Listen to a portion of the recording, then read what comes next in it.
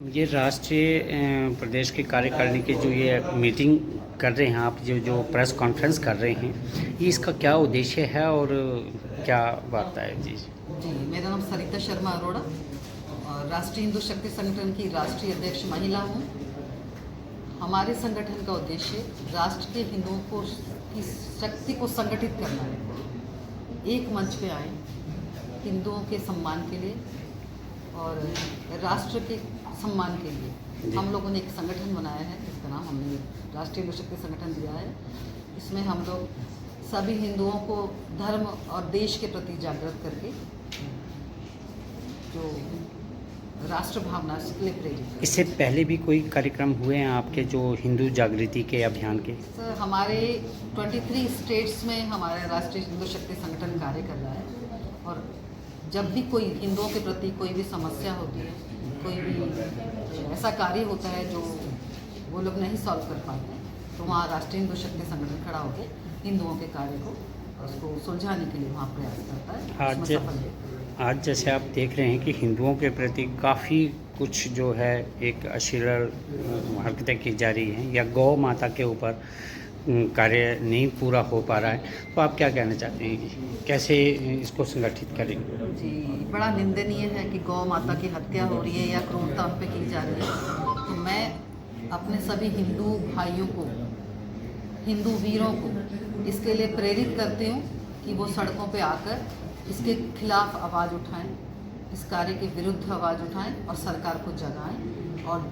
उनको साथ में ये भी इस बात की भी प्रेरणा देती हूँ कि वो आसपास जो भी कोई गौशाला हो, ऐसे जो आवारा पशु घूम रहे हैं, उनको वहाँ तक पहुँचाने में मदद करें। आज जैसे आप देख रहे हैं कि कई बुच्चड़ खाने ऐसे हैं जो कि गौ माता का एक मांस जो है बाहर तक सप्लाई किया जा रहा है, तो उनके ऊपर अंकुश सरकार नहीं लगा पा रही है। इसका क्या कारण है?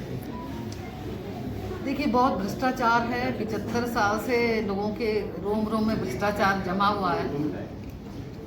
वो समझ नहीं पाते, अपने अच्छे और बुरे का ज्ञान नहीं है, तो उनको जगाना हमारा कार्य है और अपने जो हिंदू वीर हैं उनको प्रेरित करना। इस तरह कोई कार्य हो रहा है तो शासन प्रशासन को सूचित करें और उनको अरेस्ट करवाएं, ऐसे कार्य को रोकने में मदद करें। और हिंदू संगठन में आप किस तरीके से मदद करते हैं, या आपका कोई ऑफिस है जहां पे आप बुलाना चाहते हैं, जहां पे आपसे कोई बात हो सकती है? जी सर।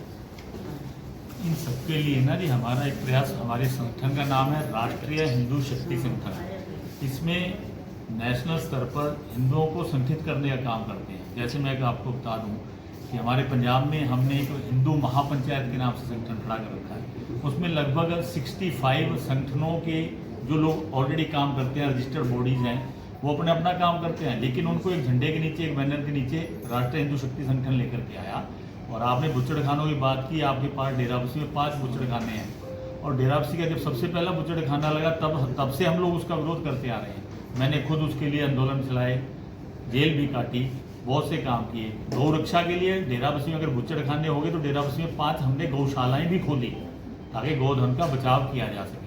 परिणाम ये हुआ कि पंजाब सरकार ने अपना उसमें से हिस्सा हटाया, जो पंजाब में था बुच्चड़खाना, और जो गौ हत्या का जो शंका रहती थी उसको लिए शोर किया कि वहाँ पे गोधन किसी भी कीमत में कटे ना।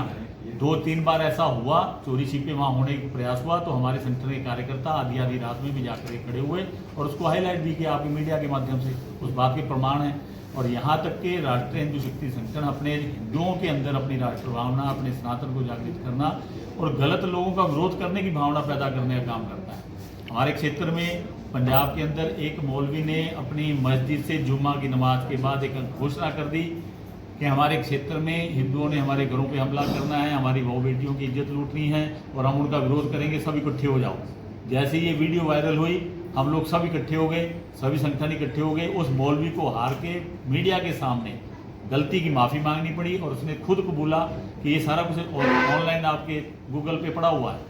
हम लोगों ने उससे माफ़ी मंगवाई, राष्ट्रीय हिंदू शक्ति संगठन ने उससे माफ़ी मंगवाई कि तूने गलत प्रचार किया, आगे से ऐसा ना हो। और उसके बाद कभी कोई घटना हमारे इस क्षेत्र में, कम से कम पटियाला जिला, मोहाली जिला, पंजाब, चंडीगढ़, कोई ऐसी घटना दोबारा नहीं हुई। तो ये राष्ट्रीय हिंदू शक्ति संगठन के काम। आगे आप हिंदू जो शक्ति संगठन हैं, इसके लिए क्या आप एक उद्देश्य देना चाहते हैं, या कि किस तरीके का आप एक मैसेज देना चाहते हैं? हमारा सबसे बढ़िया प्रयास एक ही है कि जब तक जन जागरण नहीं होगा, जब तक लोग खुद गलत को गलत कहना शुरू नहीं करेंगे, जो लोग गलत करते हैं उसका विरोध करना शुरू नहीं करेंगे, तब तक कुछ नहीं होना।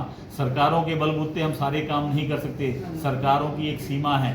सरकारें इतना कितना गोधन इतना है और दूसरा पशुधन इतना है, सरकारें कहाँ से इतना संभालते फिरेंगी? उसके लिए जरूरी है जनता को जागृत करना कि भैया जिस जानवर से, जिस पशुधन से, जिस गौधन से आप अपना जीवन निर्वाह करते हो, जब वो नकारा हो जाता है तो आप उसको सड़कों पे खुला छोड़ देते हो। गलत बात है, तो ऐसा नहीं होना चाहिए। इसके साथ साथ गौधन को सबसे ज़्यादा जो नुकसान होता है, खाद्य सामग्री प्लास्टिक के बैगों में भर करके लोग आप कुछ सरकार को भी संदेश देना चाहते हैं? सरकार का संदेश बड़ा स्पष्ट है कि अगर सरकार अपनी जिम्मेवारी नहीं निभाएगी, टैक्स के रूप में गौ सेस तो इकट्ठा कर देती है, अपनी जिम्मेवारी से भागती है, तो जहाँ जहाँ भी गलत होगा वहाँ राष्ट्रीय हिंदू शक्ति संगठन के कार्यकर्ता उसका विरोध करने के लिए खड़ा होंगे।